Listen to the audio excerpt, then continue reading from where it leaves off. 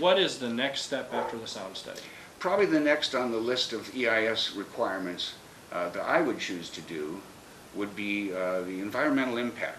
No, the entire thing is the environmental impact. Would be the economic impact. Right. Because most people don't realize that this is going to be an economic engine for a lot of things. When we were running Keiki Motocross years ago at the Parker Ranch, and we had hundreds of kids riding from mini bikes up to 250s Right. in a rodeo ring, we had over 500 kids riding after 3 years of racing. And we had 3 booming motorcycle shops. Well, with the recession and everything else, we're down to 1. Exactly. And it's a great shop. Yeah. I love them out there. Yeah. But the fact is, a lot of little shops have given up the ghost, and without an engine like racing, where Right. guys need to buy new tires or helmets or whatever. And with all the variety of things that we're going to be doing with the different cars and the different, I mean, it's not just motocross. That's going to just open up doors for all kinds of businesses. Let's hope so. Let's hope so. I know the off-road guys will certainly be doing more and having more activities with their vehicles, using up tires and transmissions and parts and stuff as they try rock crawling and even racing if they want to build a track for it. Definitely. ATVs, very popular. Most of them that are sold nowadays are for farming. Right. But during the racing days, there was a lot of high-performance ATVs sold, and they're still out there in garages. Yeah. And more would come along if we had organized Well, events. even radio control stuff, I hear people say all the time, I wish we had a track we could go to, or I wish we had, we got a small area we could go to. Yeah. And that's something we can incorporate as Well, that's certainly one that's been on our layouts of the motorsport park for years, has been radio control airplanes as well. They've been great supporters of our efforts, because they'd like to have a permanent airstrip for their activities, as well as the And this is something that once open will be open every day. Are we going to have maybe a go-kart track where folks can rent go-karts and ride, the little small racetracks? Is that going to be an option? Hopefully, yes. One of the things that we did talk about with the county was the ability to have concessions at the facility, where somebody would come in and rent a piece of land to create something like a go-kart track. Now that would take it out of what our HRA events are pretty much weekend events. Exactly. And daytime events. There's no electricity out there. Right. And we're not going to be having huge lights and booming sound systems and all that. It's gone not much more than what Hilo's had for 40 years. We're not looking to build Daytona International Raceway here. We just want 250 acres where we can do a dozen different sports with motorized toys. Right.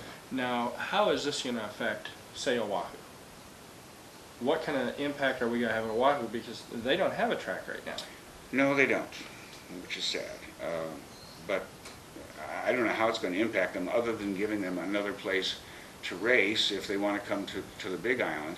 A lot of folks do come over now. I know Tom Brown and his gang have shipped their cars over, and they're racing at the Hilo track. Problem with the Hilo track, of course, is the rain. Right.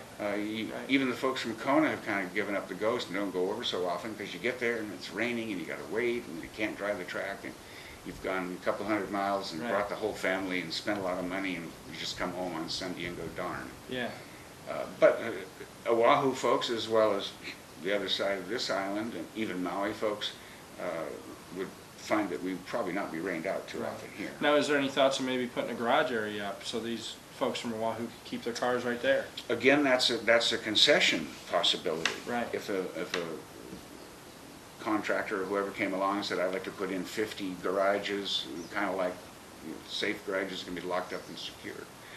The county would say, yeah, we'll charge you X amount to lease the space, and we'd go ahead and do that, which would give us a good secure garage area for mainland cars and neighbor island cars. Exactly.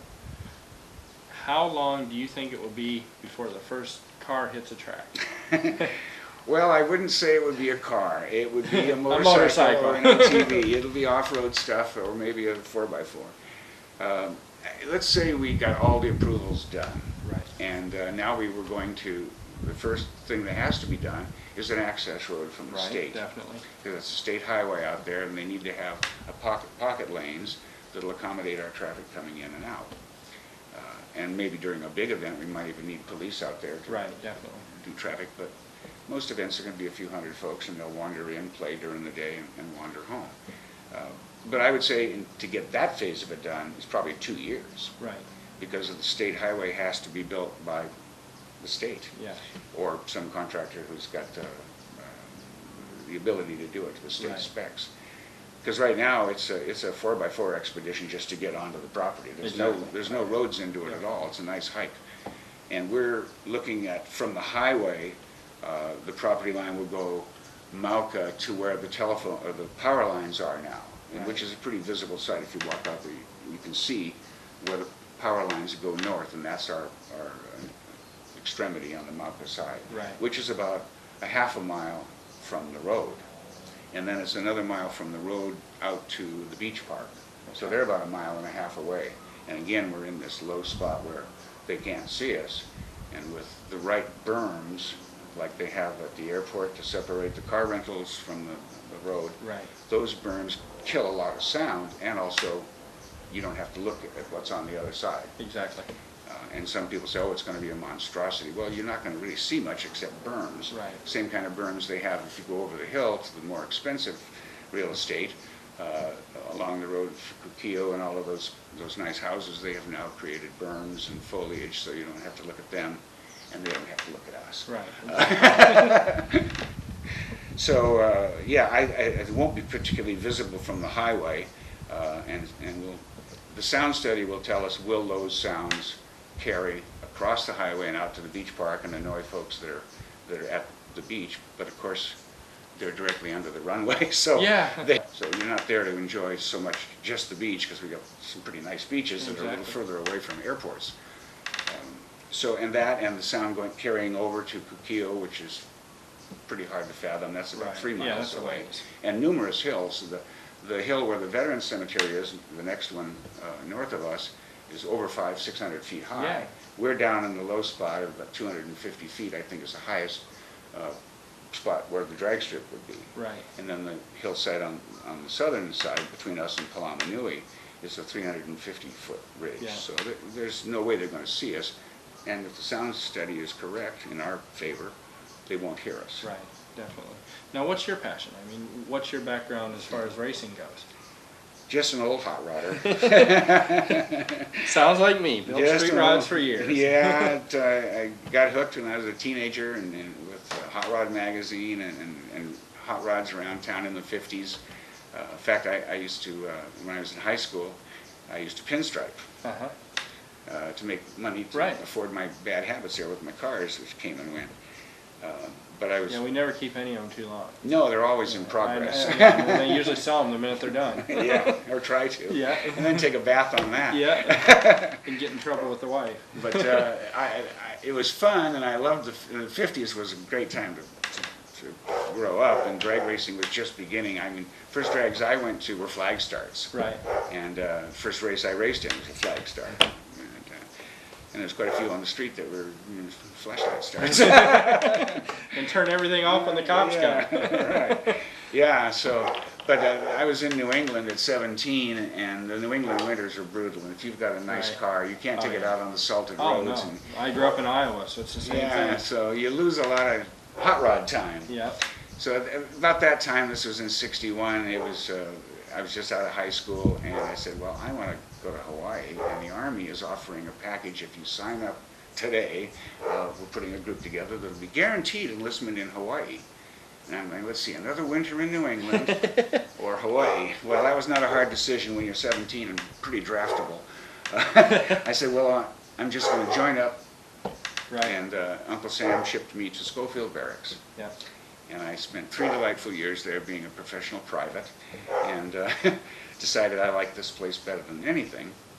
But I was fascinated with California and drag racing. The Mecca was still there. Yeah. And this is the 64, 65, I got out of the Army, and I said, I got to go to California. So I just gotten married and said, listen, I'm going to go to art school in California. I'm going to be a car designer, and I'm going to go to all the drags.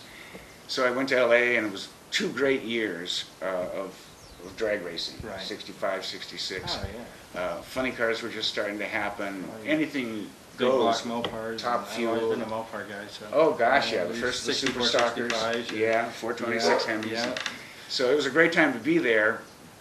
But they were also having these little things going on like the Watts riots. Right. And I lived out in the valley and was working at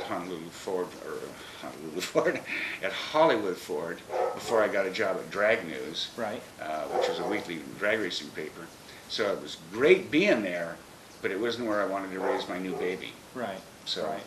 I wrote to Jimmy Pfluger, who had opened Hawaii Raceway Park in '64, asked him if he needed somebody to help out. I could do a newspaper for him, Uh-huh. because I learned how to do that at Drag News. So sure enough, he said, yeah, come on over, and he paid for a ticket and brought me over, and I started doing twice monthly Hawaii Raceway News. Uh-huh. And I worked for Jimmy for a year, which is about the max with Right. anybody. And then I decided to go off on my own. I changed it to Hawaii Racing News, Right. because I wanted to cover these new sports that were coming up. Motocross Exactly. was just starting to happen. There was powerboat racing, ski boats and stuff like that. And he wanted to kind of just focus on what happened at the track. Right. Obviously, that was his paper. So by going freelance, I could pretty Right. much cover all the racing activities. Did that for about 10 years. Yeah. I did another youth newspaper called Sunbums in 1969, and kind of joined the revolution. My hair got long, lots of bell bottoms, and did all that, and then continued the racing paper, wrote for the Honolulu Advertiser for a while, Right. a column for them, and then we moved over here about 20 years ago. Uh-huh. I had a great final job in Honolulu with Crazy Shirts. I worked for them for about 11 years Right. as the art director there, and had a great time. Oh, that's What a awesome. great company it was.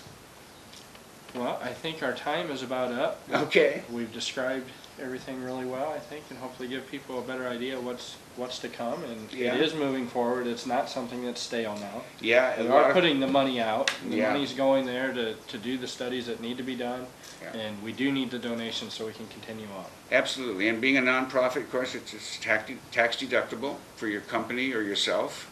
It's, and even those little $10 donations. Plus, the companies that donate, we put them on our website. Yeah, their website. get 'em out there? Live link. You look on the website, you'll see sponsors listed along the left side, bottom, and you click that, and you'll see all the folks that have given us donations, from $5,000 donations from the car companies to all the way down to $10 donations. Right. All right. the folks that have helped So out over the it's years. a good thing all the way around. They get advertising, they show people that they're supporting something new, and this is going to be something that's going to be great for Kona and all of Hawaii for years to come. It's not. We're very hopeful.